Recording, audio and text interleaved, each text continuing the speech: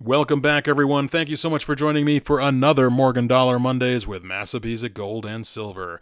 If this is the first time you're checking out our channel, well, special welcome to you.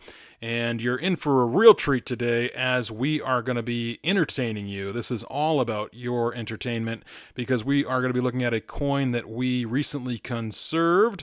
But before we do that, let's hop in our Wayback Machine and take a look at this 1921 Philadelphia graded Mint State 64 by PCGS with the CAC approval.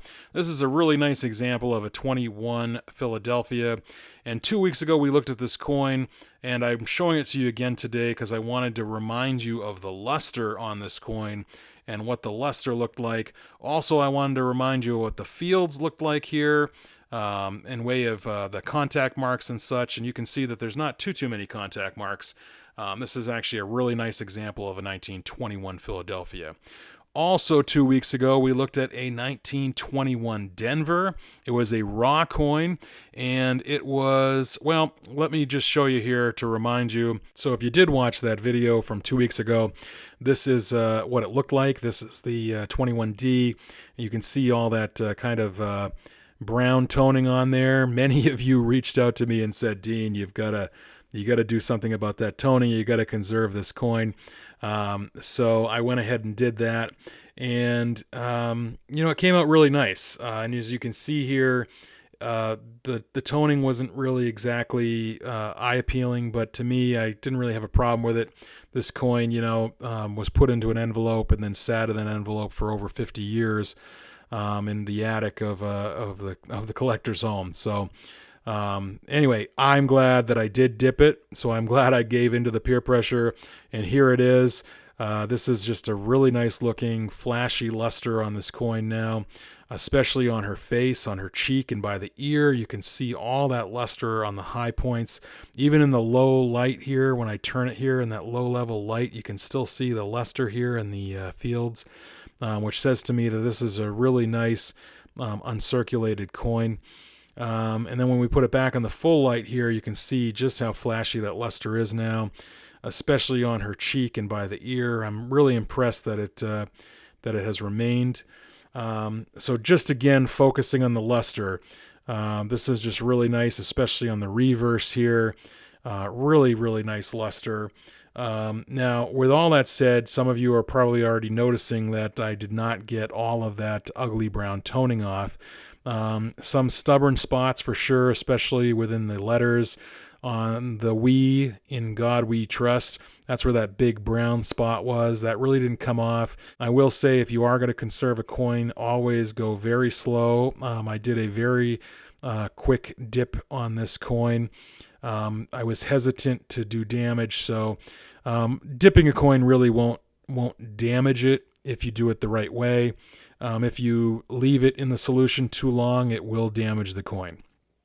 So let's now talk about contact marks. So behind Liberty's head here, there are quite a few contact marks. Some might even argue that that's a cleaning. I will be completely honest, I did not even see these marks previously when it had the toning. I was aware of all these contact marks on her cheek. They were very noticeable. With all that brown toning there, it was still very noticeable to see those marks. But as you can see, overall, I don't see too much else on this coin. But to remind you, here's what behind Liberty's head looked like with the toning. Again, I did not notice these. I know some of you reached out to me and said that this coin here was probably cleaned previously. And maybe this is what you saw. Maybe this is what you were looking at. Maybe this is, you could see that through the toning and you said, nope, that's been cleaned, or that's evidence of cleaning. But again, looking at this coin here, with the toning on it, I really did notice that. So put in the comments what you think, if you think this is cleaning back here behind Liberty's head. I don't know. I guess you could say yes. They are kind of that hairline that could be considered somebody took a brush to it. I don't know. To me, the fine lines could just be contact marks. Let's take a look at the reverse. The reverse is free, really, of contact marks. It actually looks quite beautiful. There's really nothing there. There's some nice die cracks along states. United States, you can see even a die crack that goes through the eagle's wing there. But it's relatively free of contact marks. There's a couple here or there from a coin banging up against it. But otherwise, I think it's quite nice as far as the reverse goes. I know it's often a joke that the reverse looks always nicer than the obverse. So maybe that's what this, in this case, it is. But let's take a closer look now at the field in front of Liberty's face. Again, I think it's really wide open. You can still see a hint of that kind of dark line of where that dark that dark toning was.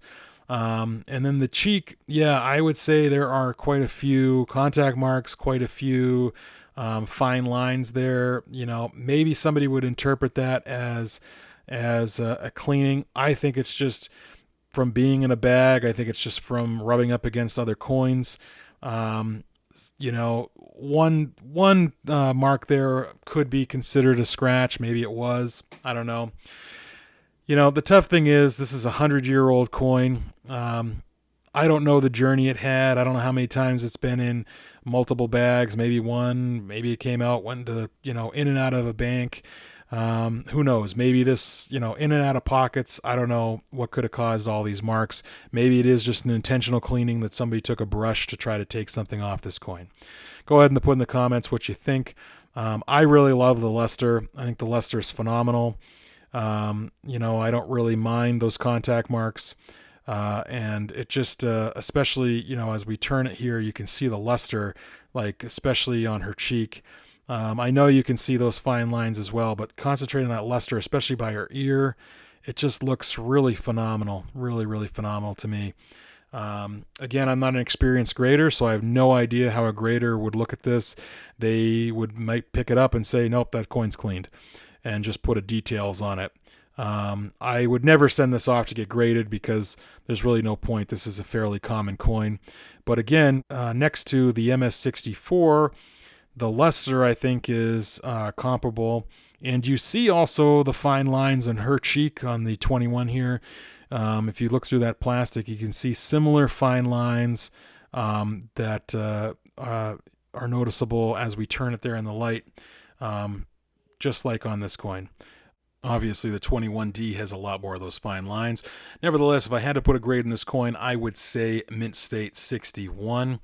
If I was to send it off to a grader, I really think that it would come back an uncirculated details coin, probably considered cleaned or scratched. The luster just matches up too well to this Mint State 64 coin. So I really like it. So it's going to stay here for the backdrop here for Morgan Dollar Mondays. So you'll be definitely seeing this coin again. Feel free, everybody, to put whatever you need to in the comments. And of course, until we meet again, stay safe and enjoy.